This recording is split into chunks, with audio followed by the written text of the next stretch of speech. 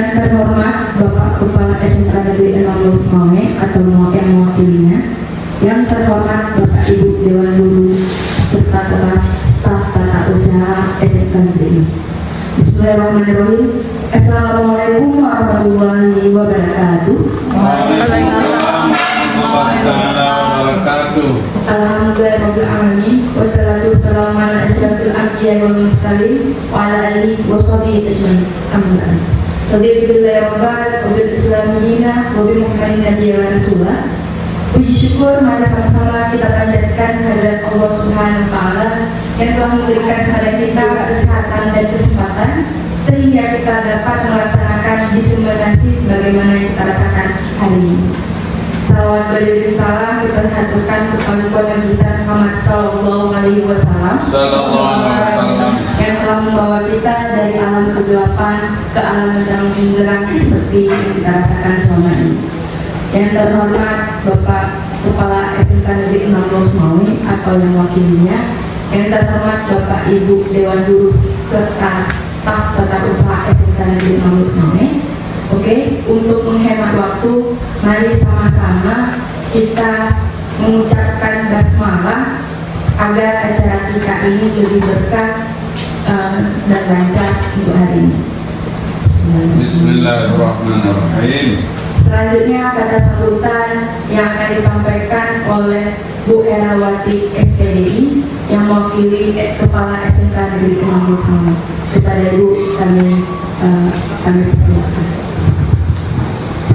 Bismillahirrahmanirrahim. Assalamualaikum warahmatullahi wabarakatuh. Waalaikumsalam warahmatullahi wabarakatuh. Syukur alhamdulillah, salawat dan salam kepada baginda Rasulullah sallallahu alaihi wasallam. Rasa syukur kita yang tak terhingga sebagaimana hari ini kita bisa berkumpul di ruangan yang sederhana ini guna untuk mengikuti diseminasi calon guru penggerak angkatan 11 oleh calon guru penggerak kita Ibu Aklima SSMPD ya. Jadi adapun kegiatan diseminasi ini adalah sebenarnya untuk memberikan imbas positif kepada kita atau kita guru ini yang belum lulus atau belum mendapatkan kesempatan untuk mengikuti pendidikan guru penggerak. Di sini kita bisa menambah pengalaman, bisa mengambil inspirasi dari calon guru penggerak kita yaitu Bu Aklima, di mana program guru penggerak ini bukan hanya tentang meningkatkan kompetensi diri dari Bu Aklima sendiri, tetapi juga menjadi agen perubahan di sekolah. Jadi dengan adanya Bu Aklima di sini sebagai calon guru penggerak angkatan 11 ini, beliau ini nanti merupakan agen perubahan di sekolah kita, di mana perubahan sekolah menuju ke arah yang lebih baik lagi. Pada hal ini, pada diseminasi ini kita membahas tentang budaya positif atau menanamkan budaya positif di lingkungan sekolah, baik itu sesama rekan guru, dengan atasan, maupun dengan peserta didik kita. Baik, tidak saya perpanjang kalimat lagi. Saya berharap hasil dari kegiatan ini dapat memberikan inspirasi bagi kita semua untuk terus berinovasi dan mengembangkan pola pikir yang positif dalam mendidik generasi penerus bangsa. Jadi marilah sama-sama kita membangun budaya positif yang menciptakan lingkungan belajar nyaman, aman dan menyenangkan bagi siswa kita. Saya harap Bapak Ibu semua mengikuti kegiatan ini dengan mengambil inspirasi, mengambil pengalaman dan menerapkannya di lingkungan sekolah nantinya. Saya akhiri, wabillahi taufiq wal hidayah. Wassalamualaikum warahmatullahi wabarakatuh. Waalaikumsalam warahmatullahi wabarakatuh.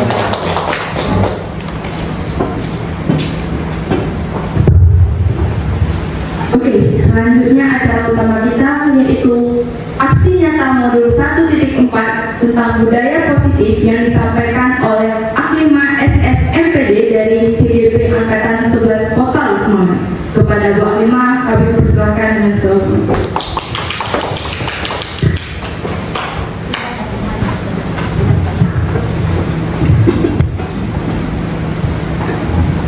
Terima kasih kepada Ibu Azura dan terima kasih kepada Ibu ya. Assalamualaikum warahmatullahi wabarakatuh. Waalaikumsalam warahmatullahi wabarakatuh. Alhamdulillah, puji syukur kepada Allah, selawat kepada Rasulullah. Yang saya hormati Bapak Ibu Dewan Guru SMK Negeri 6 Sumawe yang berhadir di sini, yang sudah memenuhi undangan saya untuk mengikuti diseminasi aksi nyata modul 1.4 pada materi budaya positif oleh saya Akima SSMPD, calon guru penggerak angkatan 11 Kota Sumawe. Semoga dalam diseminasi ini pemaparan saya, apa yang saya dapatkan, ilmu yang saya dapatkan selama ini dapat Bapak Ibu manfaatkan, dapat Bapak Ibu gunakan untuk anak didik kita di sekolah nanti. Baik, langsung saja pada materi kita. Yang pertama, budaya positif. Konsep inti budaya positif itu ada 8. Yang pertama adalah perubahan paradigma belajar. Yang kedua adalah disiplin positif. Yang ketiga adalah nilai-nilai kebajikan. Yang keempat adalah kebutuhan dasar manusia, posisi kontrol manusia, motivasi perilaku manusia, keyakinan kelas, dan segitiga restitusi. Selanjutnya, apa itu perubahan paradigma belajar? Paradigma belajar adalah pembelajaran dengan paradigma pembelajaran yang dirancang berdasarkan pembelajaran berdiferensiasi, sehingga para peserta didik belajar sesuai kebutuhannya berdasarkan tahap perkembangan sesuai psikologi modern untuk mewujudkan profil pelajar Pancasila. Jadi di sini Bapak Ibu, kita diharapkan mengajar itu sesuai dengan kebutuhan siswa. Kita mengikuti pembelajaran sesuai dengan kebutuhan siswa. Bagaimana yang dibutuhkan siswa, gaya belajarnya mereka, disitulah kita harus mengikuti kebutuhannya mereka. Supaya apa? Supaya mereka lebih nyaman dan cepat masuk dengan apa yang kita sampaikan. Jadi materi yang kita sampaikan tidak hanya semata-mata dengan buku, tidak hanya semata-mata dengan mencatat. Mereka harus ada prosesnya dan mereka harus memiliki produk.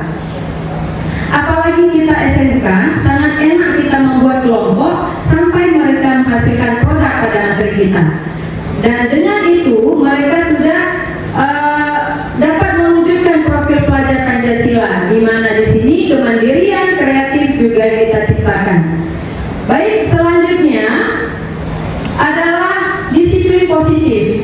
Disiplin positif berasal dari kata disiplina yang artinya belajar. Disiplin mengacu pada disiplin diri yang memiliki tanggung jawab terhadap apa yang dilakukannya berdasarkan nilai-nilai yang diyakininya. Selanjutnya, makna disiplin positif itu yang saya utarakan tadi. Selanjutnya, disiplin positif itu apa? Disiplin positif itu merupakan salah satu cara penerapan disiplin yang bertujuan untuk menumbuhkan kesadaran serta memberdayakan peserta didik tanpa imbalan penghargaan atau reward, ancaman atau hukuman. Jadi kita membiasakan kepada peserta didik kita untuk mereka tahu rasa memilikinya sekolah, rasa cintanya dia kepada kita. Jadi ketika kita mengutarakan atau memohon kepada dia untuk sesuatu, dia tidak hanya mengharapkan sesuatu. Jadi dengan gampang, dengan mudah, dengan ringan tangannya dan langkahnya untuk membantu guru, sehingga penerapan disiplin dan tanggung jawab mereka sebagai peserta didik terlaksana dan sudah terpatri pada dirinya. Baik, selanjutnya nilai-nilai kebajikan universal. Makna-makna nilai kebajikan yang adalah nilai kebajikan yang bersifat positif manusia, yang merupakan tujuan mulia yang ingin dicapai setiap manusia. Seperti yang dikemukakan oleh Dr. William Glasser pada teori kontrol menyatakan bahwa setiap perubahan memiliki suatu tujuan. Ya, kenapa dia melakukan seperti ini? Pasti ada tujuan dan maksudnya. Selanjutnya, dia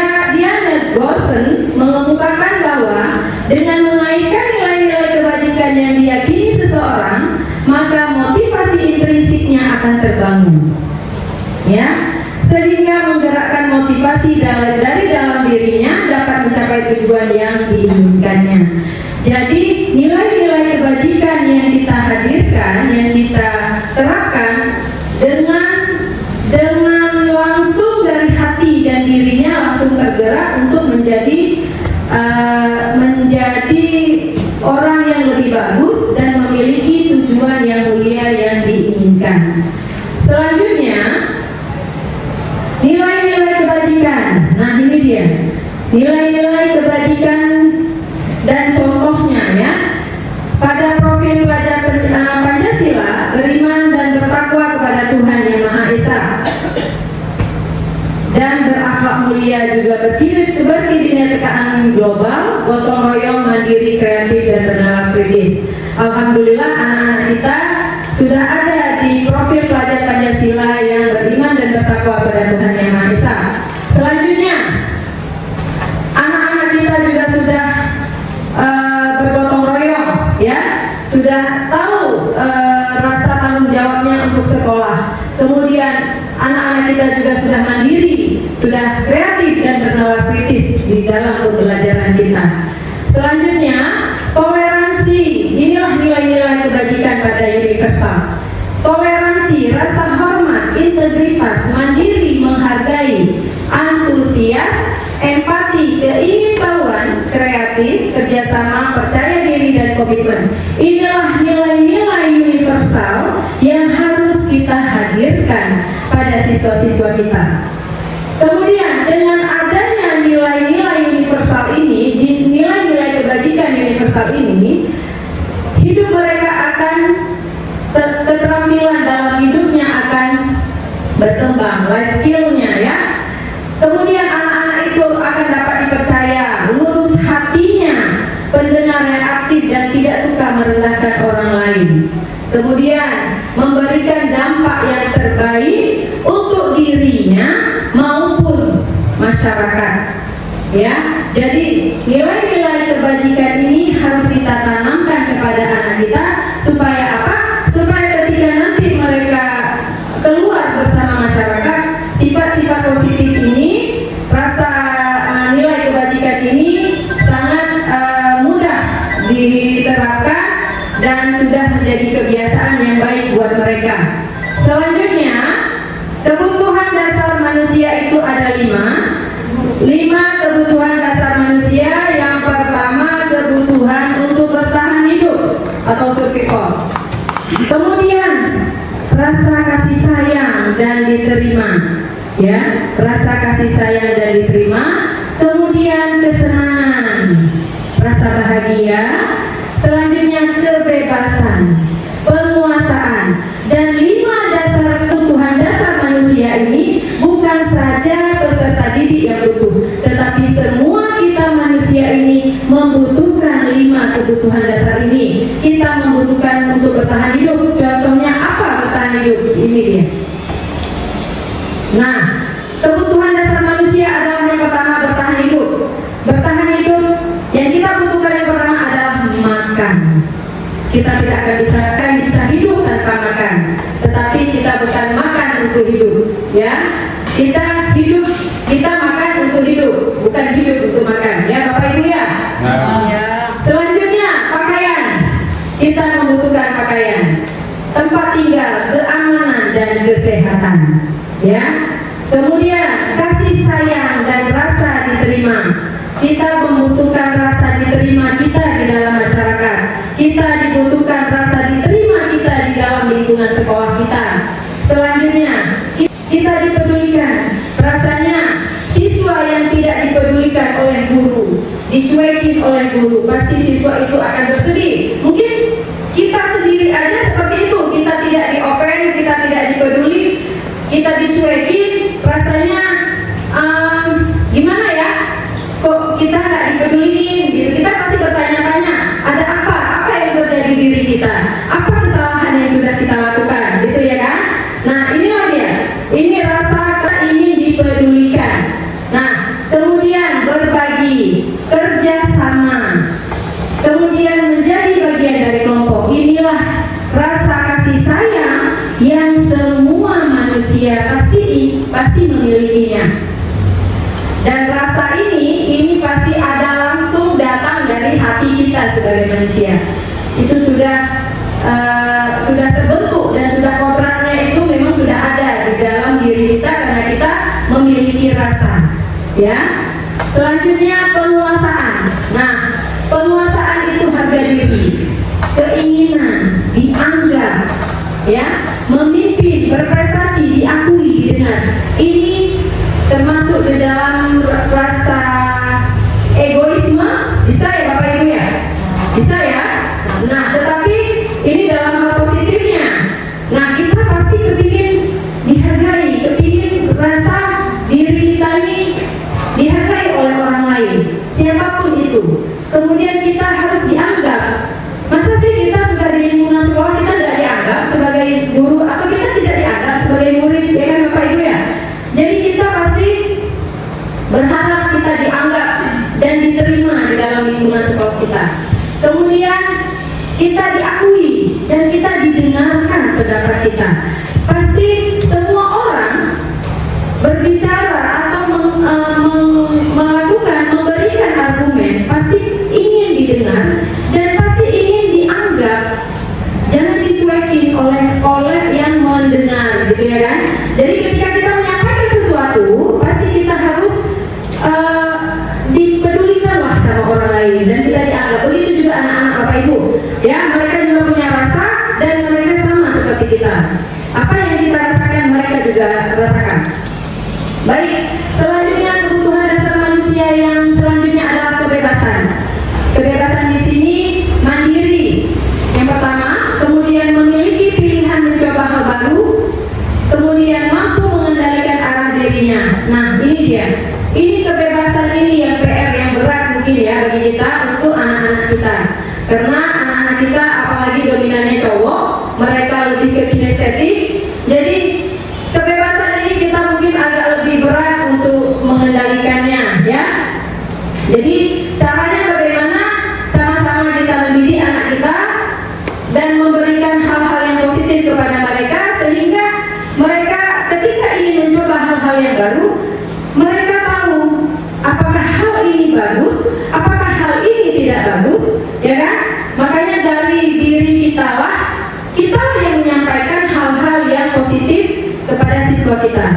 Apabila itu tidak bagus dan kita sampaikan apa efek yang akan terjadi apabila ketika mereka memilih mencoba hal yang baru yang dilakukannya, inilah efeknya, inilah akibat dari yang dilakukan. Itu kita harus mendampingi mereka dan kita harus memberi jalan yang terbaik kepada mereka, ya.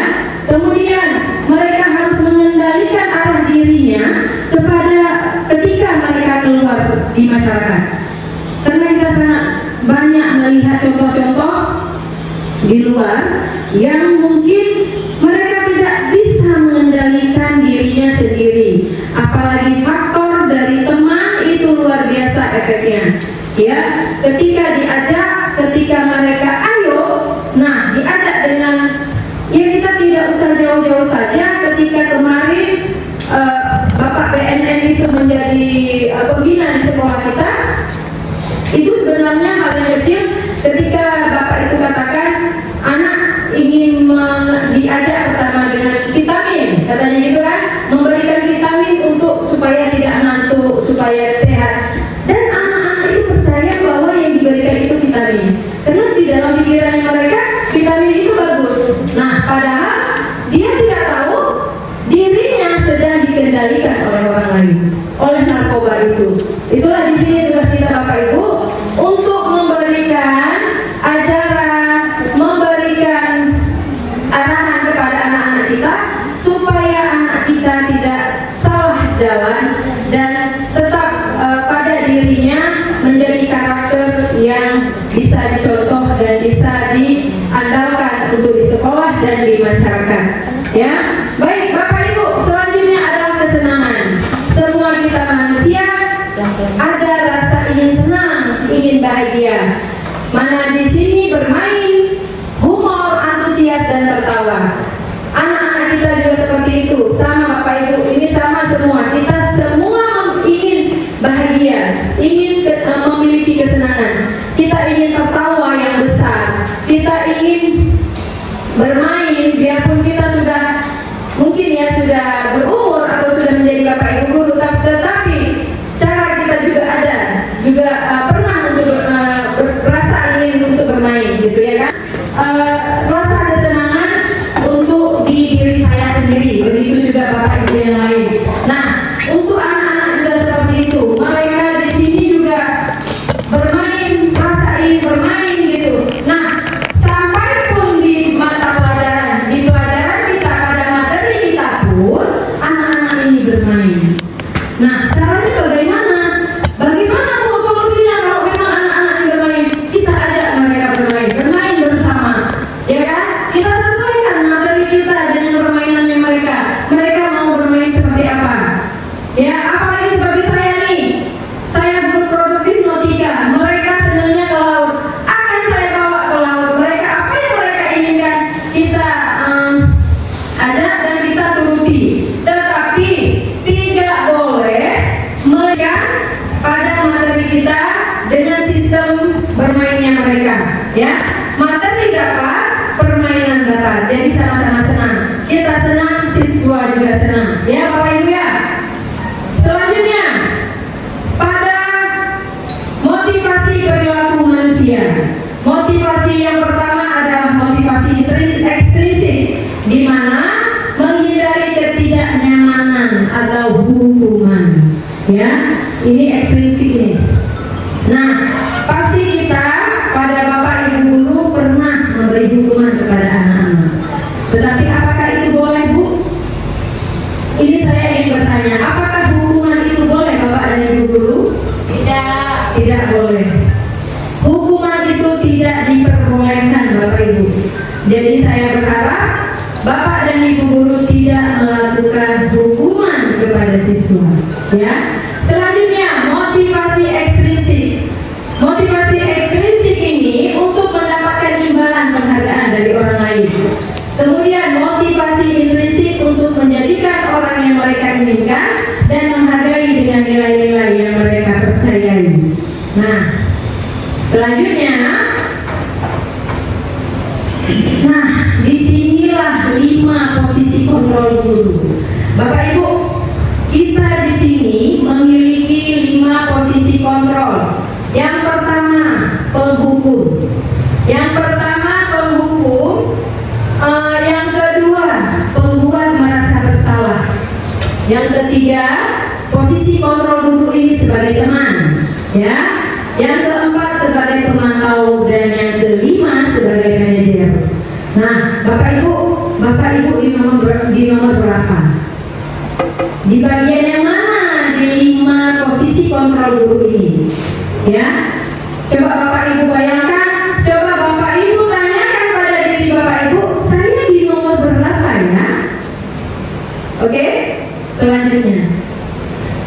Nah, di sini saya akan menjelaskan apa itu penghukum yang 5 posisi kontrol guru tadi. Oke, pada kasus siswa tidak memakai atribut lengkap saat upacara bendera. Ya, ini kasusnya siswa tidak memakai atribut lengkap pada saat upacara bendera. Nah, ketika posisi kontrol di menghukum anak itu, guru menyuruh anak itu untuk hormat bendera selama 1 jam. Nah, itu berarti penghukum. Ini guru sebagai penghukum.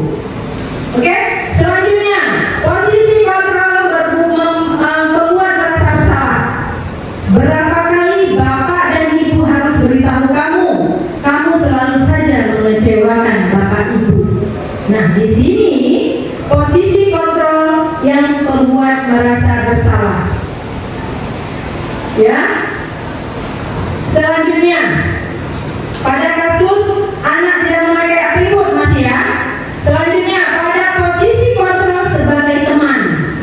Yang sebagai teman nih, ayo dong. Ayo dong, ikut aturan sekolah. Tolong bantu bapak ibu ya sekali ini. Ya Ya sudah, tidak apa-apa. Lain kali jangan berbuat seperti ini lagi ya. Nah ini kita sebagai teman. Tetapi apakah ini akan bisa berubah? Apakah sebagai teman ini, posisi kontrol sebagai teman ini dapat menjadi efek jerah kepada siswa? Ini Bapak Ibu tolong kaji dan tolong resapi juga rasakan posisi kontrol pada teman ini. Selanjutnya posisi kontrol pada pemantau. Nah pada pemantau, kamu sudah melanggar peraturan sekolah. Kamu tahu konsekuensinya. Setelah upacara, kamu beri atributnya ke koperasi dan jangan diulangi lagi.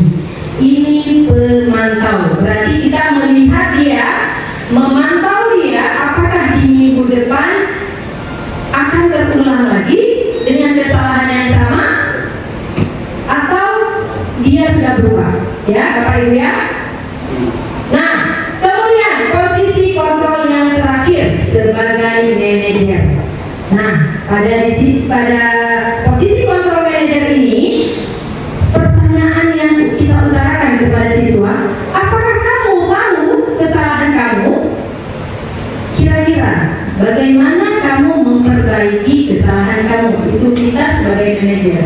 Nah, sekarang saya ingin Bapak Ibu menjawab dan menulis di sticky note ini, Bapak dan Ibu di posisi kontrol yang mana dan apa alasan Bapak Ibu memilih posisi kontrol yang Bapak Ibu pilih, ya, dimana kasusnya tetap sama, siswa tidak memakai atribut lengkap saat upacara bendera.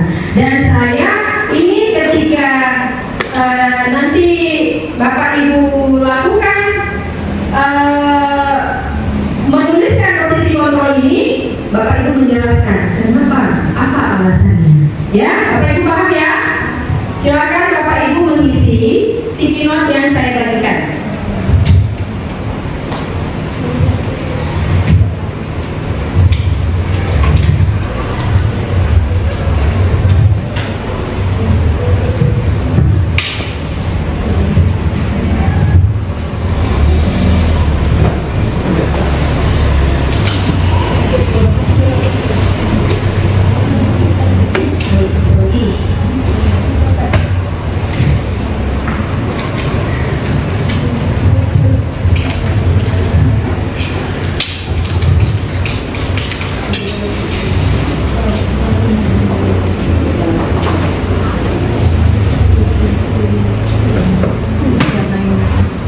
Sudah, Bapak Ibu, mungkin Bapak Ibu merasa posisi kontrol Bapak Ibu itu lebih dari satu, disilakan.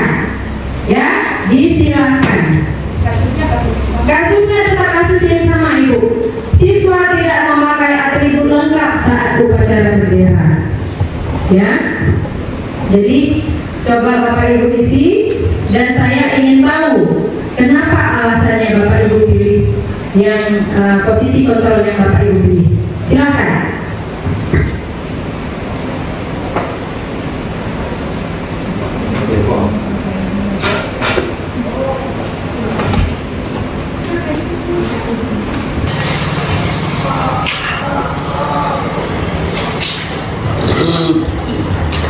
Sudah Bapak Ibu?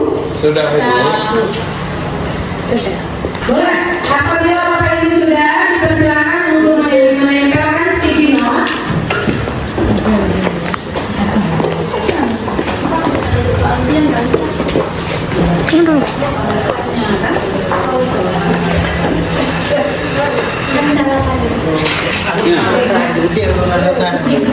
Mesti binalata masa cuma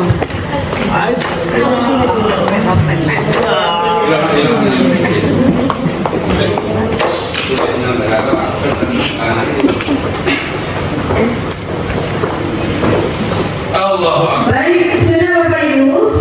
Sudah Ibu. Satu orang saja untuk memberi alasan pada pilihan posisi kontrol guru pada kasus yang kita ceritakan. Baik, siapa? Boleh. Ibu Hera, dipersilakan.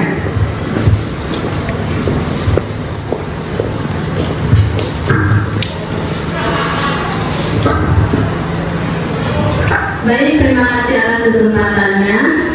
Di sini saya memilih sebagai pemantau Bu Aklimah.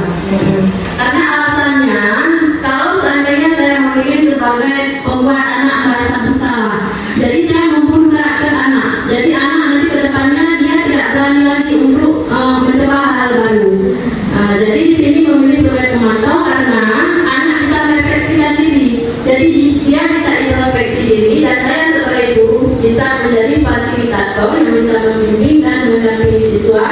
Kalau nanti seandainya siswa kita yang kreatif atau inovatif untuk mencoba hal-hal yang baru. Begitu Bu Aklimah. Terima kasih. Baik, terima kasih. Jangan kita fokusnya langsung Hera. Selanjutnya, tadi saya bilang satu ya, tapi mungkin Bapak Ibu ada yang mau nambah. Baik, silakan Ibu Azura. Bismillahirrahmanirrahim, langsung saja ke poin. Saya memilih sebagai manajer, di mana nanti di manajer itu lahir beberapa posisi kontrol guru lainnya. Kenapa di manajer? Yang pertama, di situ siswa dikasih waktu untuk merefleksikan diri. Kita tanya, apa kamu tahu apa kesalahan kamu? Dia yang jawab. Jadi bagaimana solusinya lahir juga dari dia. Actionnya bagaimana? Nah, ketika action mau nggak mau itu udah posisi kontrol dulu itu sudah berubah. Misalnya dikasih solusi dari dia, pilihan dari dia, berarti saya harus beli misalnya atribut sekolahnya dari UK dan sejenisnya, langsung beli. Sambil beli, kan kita sudah berubah nih posisi kontrol dulunya dari manajer sudah berubah ke pemantau. Nah, secara nggak langsung setelah dia beli pun ini Bu, udah saya beli, silakan pakai.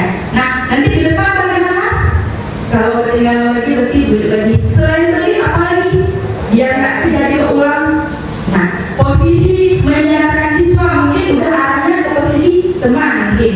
Nah, ketika bagi saya dari manajer ini bisa merangkap ke posisi-posisi yang lain. Mungkin itu saja. Karena apa? Karena bagian manajer itu kan kesalahan yang dipikirkan langsung dari dia, solusi pun lahir dari dia. Jadi siswa dikasih kesempatan setelah merefleksi juga lebih bertanggung jawab memberi solusi terhadap apa yang telah dilakukan.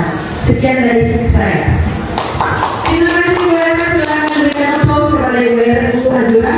Berarti Ibu Azura, Ibu di sini mendidik anak untuk lebih mandiri dan bertanggung jawab pada barang-barangnya. Ya, memang itu lebih bagus dan punya Bu Hera.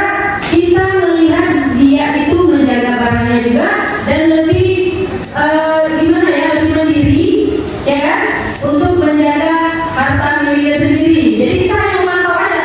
Memang benar kata Bu Azura, dari manajer ini bisa turun menjadi pemantau, bisa turun menjadi teman dan yang lainnya. Ya, ada lagi Bapak Ibu yang ingin berkomentar? Silakan. Tidak? Terima kasih. Terima kasih Bapak Ibu atas diskusi kita yang sangat aktif ini. Selanjutnya yang ingin saya sampaikan pada lanjutan materi saya adalah teori motivasi, hukuman dan penghargaan juga restitusi. Nah, di sini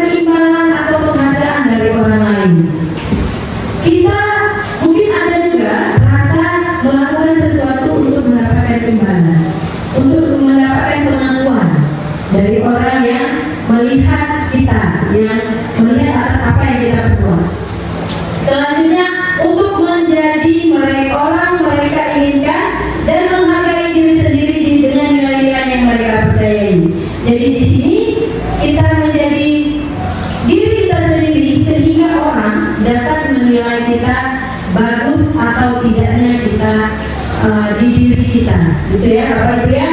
Nah itu 3 motivasi perilaku manusia. Yang pertama, hukuman. Hukuman, apa itu hukuman Bapak Ibu? Hukuman itu bersifat tidak terencana atau tiba-tiba, ya. Anak atau murid tidak tahu apa yang akan terjadi, ya kan? Apa yang akan terjadi dan tidak dilibatkan. Hukuman bersifat itu satu arah dari pihak guru yang memberikan, dan murid hanya menerima suatu hukuman tanpa melalui suatu kesepakatan atau pengarahan dari pihak guru, baik sebelum atau sesudahnya. Hukuman yang diberikan bisa berupa fisik maupun psikis. Murid yang disakiti oleh suatu perbuatan atau kata-kata. Ini berat kasusnya Bapak Ibu. Jadi hukuman itu dia tidak ada kesepakatan dulu terlebih dahulu, dan hukuman itu tidak ada persetujuan dua pihak, tetap dari pihak guru yang memberi hukuman, baik itu dari perbuatan maupun dari kata-kata. Tetapi perbuatan dan kata-kata itu beda sakitnya ya Bapak Ibu ya. Lebih sakit yang mana Bapak Ibu? Kata-kata. Iya, sakitnya tuh di sini ya Bapak ya. Sakitnya tuh di sini. Apalagi kalau kata-katanya itu kasar, sampai membawa nama orang tua, membawa keluarga, itu sangat melekat sampai dia nanti tamat sekolah. Itu sangat bahaya Bapak Ibu. Dan apabila hukuman ini harus kita hindarkan di sekolah kita, harus kita hindari, dan tidak boleh ada hukuman pada siswa dari kita sendiri, ya Bapak Ibu ya. Selanjutnya, apa itu konsekuensi?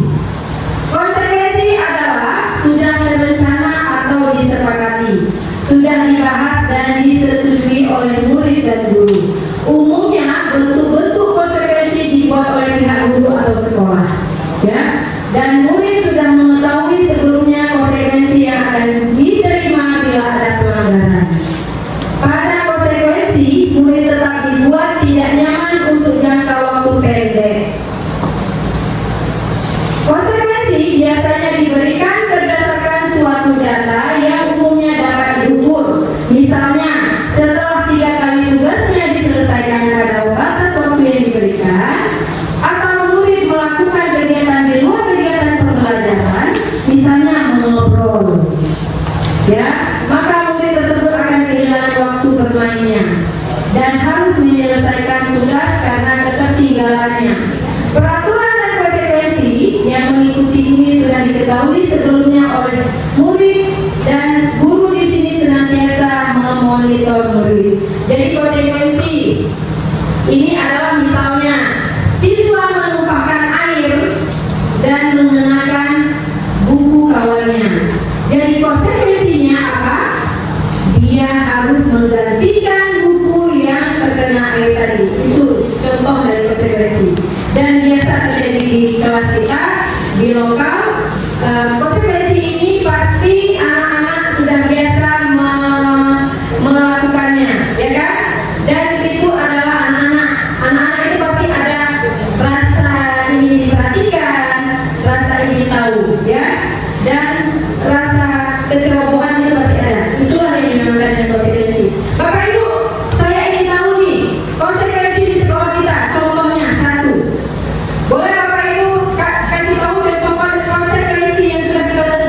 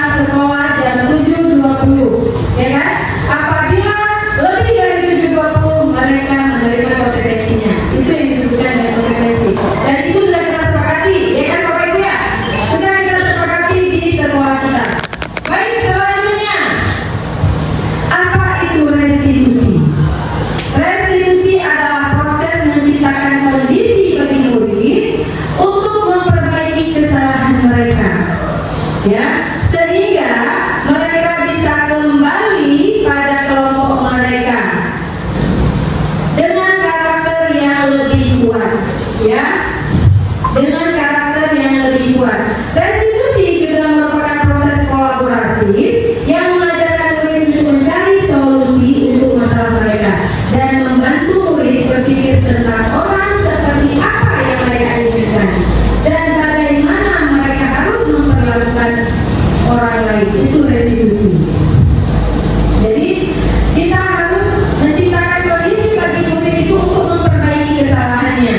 Kita guru wajib memperbaiki kesalahan apa yang sudah dibuat oleh murid kita, ya Bapak Ibu ya, sehingga mereka itu bisa kembali pada kelompoknya mereka, bisa beradaptasi pada lingkungannya dengan perubahan-perubahan yang baik, ya. Selanjutnya, nah ini keyakinan kelas. Bapak Ibu, kita sudah membuat keyakinan kelas pasti semua ya kan? Apa itu keyakinan kelas Bapak Ibu? Bapak Ibu, apa itu keyakinan kelas? Keyakinan kelas adalah aturan yang sudah kita sepakati bersama, ya kan? Dan harus kita yakini sesama kita. Yang membuat aturan itu siapa Bapak Ibu? Siswa. Dan mereka sudah menyepakati aturan yang mereka utarakan. Apabila melanggarnya, mereka juga harus menjalani konsekuensi yang sudah mereka lakukan, ya kan? Nah, ini dia keyakinan kelasnya. Mungkin Bapak Ibu sudah pada tahu keyakinan kelas seperti apa dan sudah bisa sudah bisa melaksanakan ketika dalam pembelajaran ada siswa yang melanggar keyakinan kelasnya, ya kan? Bapak Ibu, baik, selanjutnya sebelum kita masuk ke segitiga restitusi, saya mau ice breaking dulu nih Bapak Ibu. Saya mau ice breaking ya, boleh ya? Bapak Ibu mungkin terasa agak bosan sedikit mendengarkan materi. Saya akan ice breaking sejenak. Kita ikut semua ya Bapak Ibu ya. Bapak Ibu, kita mulai ice breaking kita ya. Oke.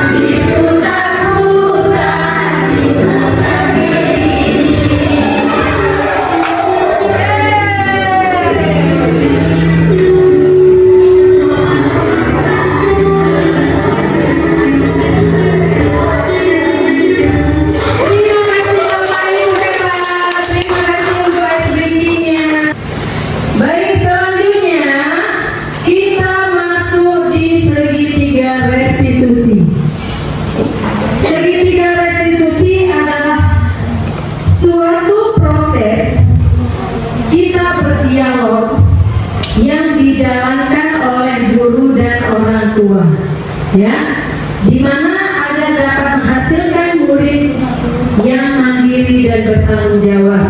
Bapak Ibu, segitiga restitusi di sini adalah cara kita mengatasi masalah kita dengan anak-anak kita, Bapak Ibu. Nah, apakah semua masalah bisa diselesaikan dengan segitiga restitusi? Silakan Bapak Ibu jawab. Apakah semua masalah dapat terselesaikan dengan segitiga restitusi? Iya, keren Pak Zura. Jadi tidak semua masalah bisa terselesaikan dengan segitiga restitusi. Ada dia masalah tingkatan masalahnya, ya kan? Jadi segitiga restitusi ini adalah solusi untuk kita dapat berdialog dengan orang tua dan siswanya. Ya Bapak Ibu ya, apabila tidak terselesaikan dengan segitiga restitusi, silakan Bapak Ibu menghubungi bimbingan konseling yang ada di sekolah dan silakan kita melihat kembali masalah-masalah yang ada pada anak kita. Ya, selanjutnya Bapak Ibu. Nah, segitiga restitusi ini ada 3 tahapan dan prinsip utama dari teori kontrolnya. Yang pertama, menstabilkan identitas. Nah, di sini teori kontrolnya adalah kita semua akan melakukan hal yang terbaik yang bisa kita lakukan, ya. Selanjutnya, validasi tindakan yang salah. Teori kontrolnya, semua perilaku itu memiliki alasan. Jadi apapun yang kita lakukan pasti memiliki alasan kenapa, ya kan? Nah, langkah yang selanjutnya adalah menanyakan keyakinan kelas. Nah, inilah langkah-langkah segitiga restitusi yang bisa kita utarakan ketika kita menyelesaikan kasus anak-anak. Teori kontrolnya di sini menanyakan keyakinan kita semua sudah memiliki motivasi internal, ya kan? Dan kita bisa bertanya kepada anak-anak di sini. Nah, ini dia. Berdasarkan prinsip pembuat kesalahan adalah bagian dari proses pembelajaran. Nah, berbuat salah ini yang menstabilkan identitas tadi ya. Ketika kita melakukan segitiga restitusi, hal pertama yang kita lakukan adalah menstabilkan identitas. Nah, di mana berdasarkan prinsip pembuat kesalahan adalah bagian dari proses pembelajaran. Yang pertama, berbuat salah itu wajar, ya kan? Kemudian tidak ada manusia yang sempurna, kita dimengerti, ya kan? Kemudian Bapak Ibu juga pernah membuat kesalahan. Bapak Ibu tidak mau mencari siapa yang salah, tapi Bapak Ibu ingin mencari solusi dari permasalahan ini. Kamu berhak merasa begitu. Nah itu dia. Itu untuk menstabilkan identitasnya mereka. Jadi dengan ini mungkin mereka akan mengakui kesalahannya, ya kan? Selanjutnya, validasi tindakan yang salah. Berdasarkan prinsip setiap pelaku berupaya memenuhi suatu kebutuhannya tertentu. Nah, yang pertama, kamu pasti punya alasan mengapa kamu melakukan hal yang seperti itu. Yang kedua, padahal kamu bisa melakukan yang lebih buruk dari ini ya. Ya, itu solusinya itu apa? Itu ucapan yang kita utarakan. Selanjutnya, kamu patut bangga karena telah melindungi sesuatu yang penting buat kamu. Ya. Selanjutnya, kamu melakukannya karena mempertahankan sesuatu yang penting bagi kamu. Nah, ini cara kita melakukan validasi tindakan yang salah. Selanjutnya adalah menanyakan keyakinan. Berdasarkan prinsip teorinya, yang pertama kita tanyakan apa nilai keyakinan kelas kita. Karena kita kan sudah melakukan keyakinan kelas. Nah, pasti dia tahu keyakinan yang sudah kita sepakati. Dan tanya kepada si anak ini, apa keyakinan kelas yang sudah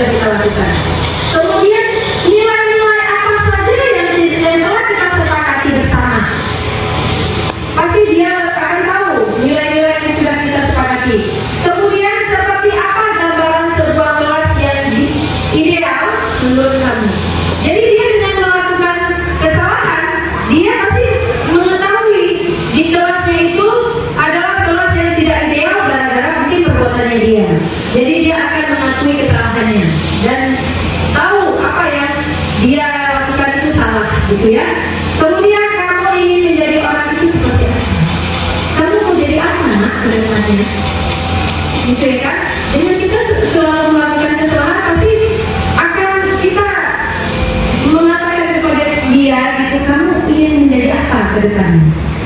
Ya kan? Tapi siapapun manusia ingin menjadikan orang yang terbaik dan ingin menjadi orang yang sukses ke depannya. Baik, Bapak Ibu, ini penutup dari saya, ya. Menurut dari Standar Nasional Pendidikan, dalam penerapan program disiplin positif, Bapak Ibu, hendaknya guru memiliki standar kepribadian, ya, kepribadian dan profesionalitas.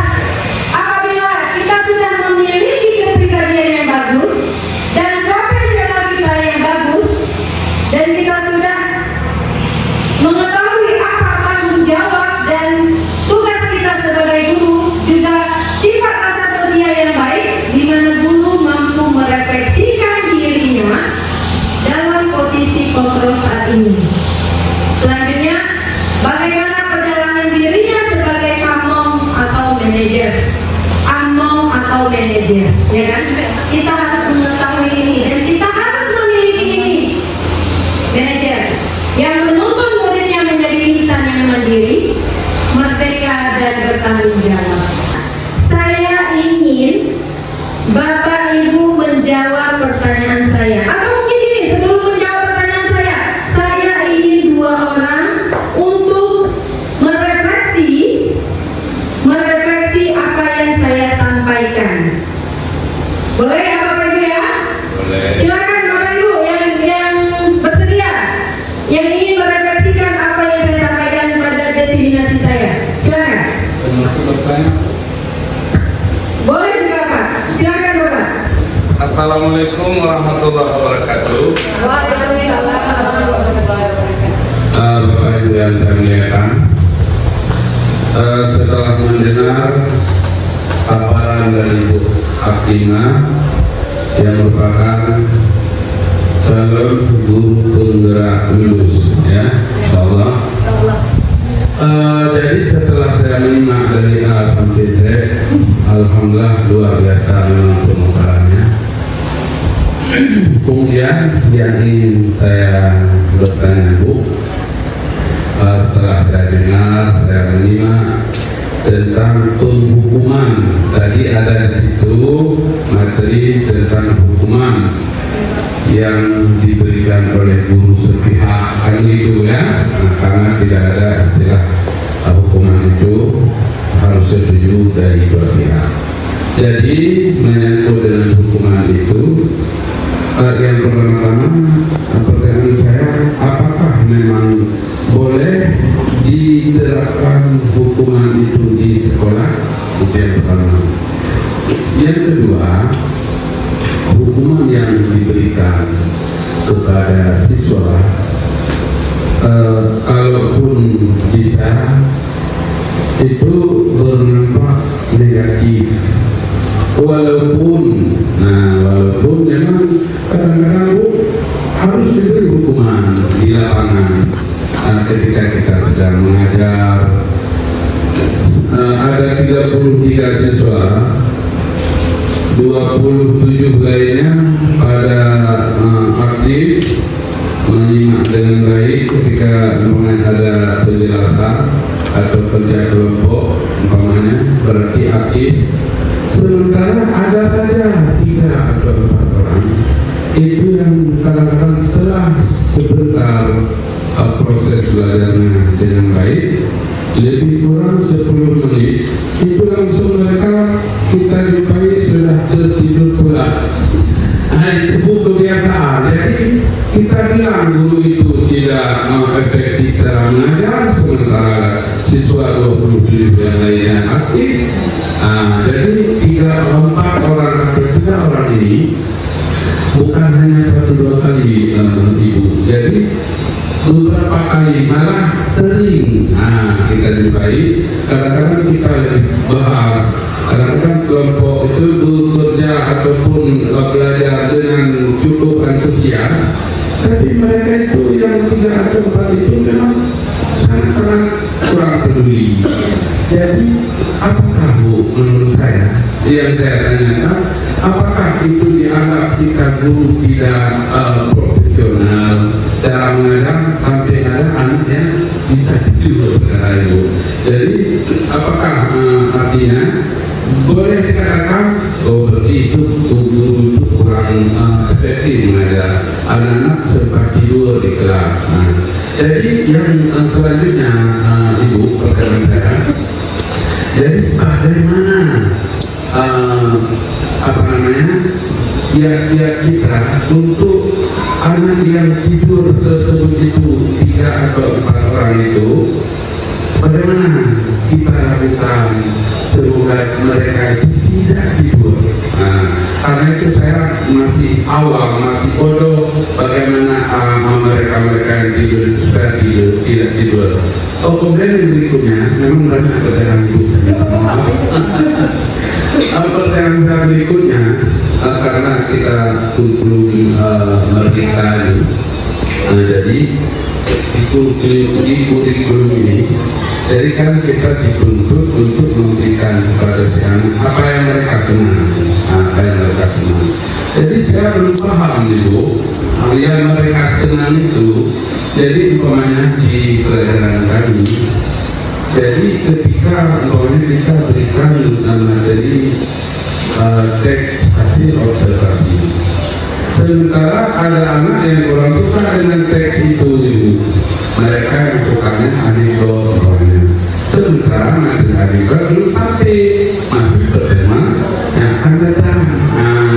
Jadi bagaimana cara kita untuk mengantisipasi ataupun untuk masuk sehingga jumpa, maksud saya, artinya yang dikatakan kurikulum mereka itu berarti anak kita berikan yang anak senang, sementara materi kita belum sampai situ. Materi masih teks observasi, sementara ada anak yang 33 itu ada yang dia suka itu. Nah, jadi terima kasih Bu. Assalamualaikum warahmatullahi wabarakatuh. Waalaikumsalam warahmatullahi wabarakatuh. Bapak luar biasa pertanyaan Bapak. Mungkin Bapak Ibu ada yang lain atau saya jawab dulu ya. Dulu saya lupa saya Bapak. Jadi Ustaz, kalau hukuman menurut saya itu tidak boleh Ustaz. Tidak boleh dilakukan di sekolah. Apapun bentuknya itu, apapun kesalahan siswa yang hukuman tidak boleh kita lakukan. Kemudian bagaimana jadi Bu mengatasi siswanya yang tidur di kelas gitu ya, yang tidak mau belajar, yang maunya di luar gitu. Sebelum pembelajaran kan kita sudah melakukan keyakinan kelas, ya kan? Kita sudah menyepakati keyakinan kelas dengan siswa. Siswa tidak boleh ada yang tidur misalnya. Datang tepat waktu. Setuju? Sepakat? Kita masih minta kesepakatan dengan mereka. Guru harus mengkoordinir, harus mendampingi dalam penguatan keyakinan kelas. Selanjutnya, jadi gimana kalau mereka tidur? Kan sudah kita sepakati tidak boleh tidur, ya kan? Jadi kesalahan yang dibuat di kelas, mereka harus tahu konsekuensinya. Jadi ketika melakukan kesalahan, mereka sudah tahu konsekuensinya. Kenapa? Karena kita sudah mempunyai kesepakatan dengan mereka, ya kan? Kemudian caranya bagaimana ya? Misalnya ada siswa yang tidak suka dengan materi kita. Apakah mungkin kita yang tidak profesional mengajar Ustaz? Nah, kita sebagai guru, kita sudah dipilih oleh pemerintah. Kita inilah pendidik anak bangsa yang sangat profesional. Kita semua ini profesional, Pak.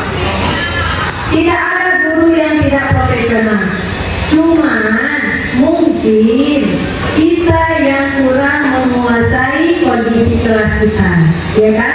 Kemudian kadang mood kita di hari tersebut tidak bagus. Dan bagaimana ini solusinya Ibu? Jadi di dalam pembelajaran ada itu namanya metode pembelajaran, model pembelajaran berdiferensiasi. Kita dapat melakukan model pembelajaran berdiferensiasi dengan mengelompokkan kebiasaan-kebiasaannya siswa. Kita mengikuti kemauan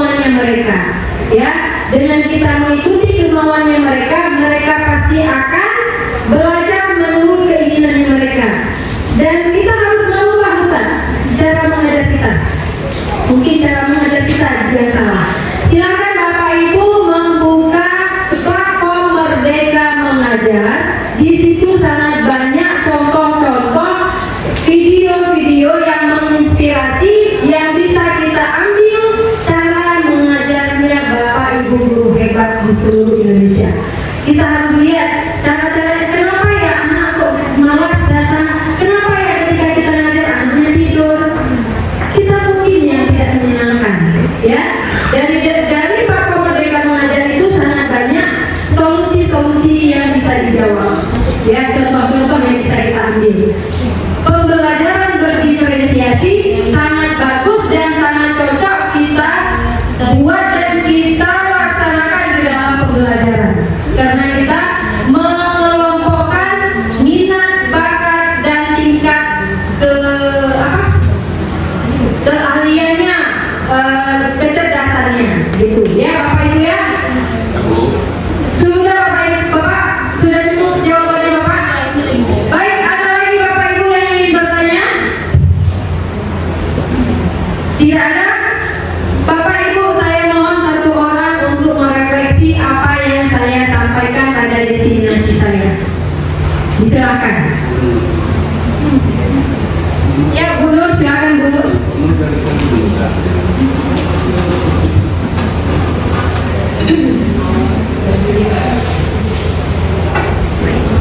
Assalamualaikum warahmatullahi wabarakatuh. Waalaikumsalam warahmatullahi wabarakatuh. Terima kasih kesempatan yang diberikan kepada saya.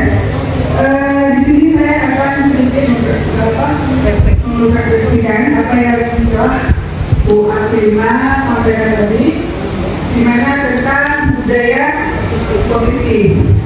Nah, di sini bisa sampai kesimpulan di sini adalah sekolah memang harus menciptakan budaya positif. Budaya positif tersebut dapat diangkat dengan menerapkan konsep-konsep seperti misalnya disiplin positif, motivasi, perilaku, kemudian apa ini dinamakan budaya positif tersebut dapat diangkat dengan menerapkan konsep-konsep ini seperti disiplin positif, motivasi perilaku manusia, posisi kontrol, distribusi, keyakinan sekolah atau kelas, serta segitiga restitusi. Mungkin itu yang bisa saya ambil kesimpulan. Mungkin ada tambahan dari teman-teman yang lain. Silakan. Terima kasih kepada Bu Nur, minta aplausnya kepada Ibu Nur. Baik, terima kasih Ibu. Sebelum saya menutup acara saya ini, saya ingin bertanya kepada Bapak Ibu. Ini di luar materi saya ya. Nah, saya ada pertanyaan kepada Bapak Ibu. Pertanyaannya adalah, clue-nya tidak boleh ada yang tertinggal. Clue-nya tidak boleh ada yang tertinggal. Paham ya Bapak Ibu ya? Ya. Tolong dijawab. Orang pertama Ustaz Sadun, orang kedua Bu Juniati. Siapakah orang ketiga? Salah. Salah. Ada yang bisa jawab kepada aku Bapak Ibu? Orang clue-nya tidak boleh ada yang tertinggal. Jawabannya, saya kan bertanya tadi, siapakah orang ketiga? Orang ketiga adalah, diulangi lagi, tidak boleh ada yang tertinggal.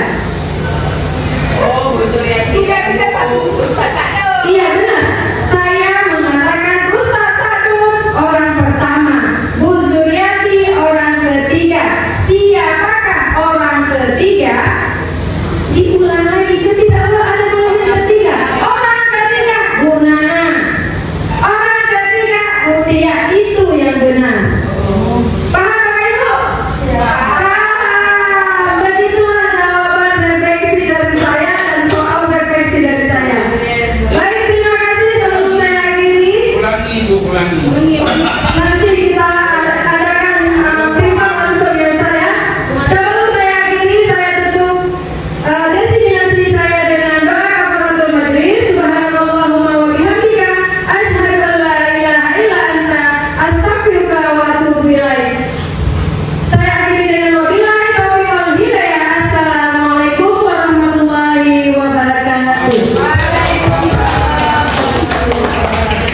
siapa?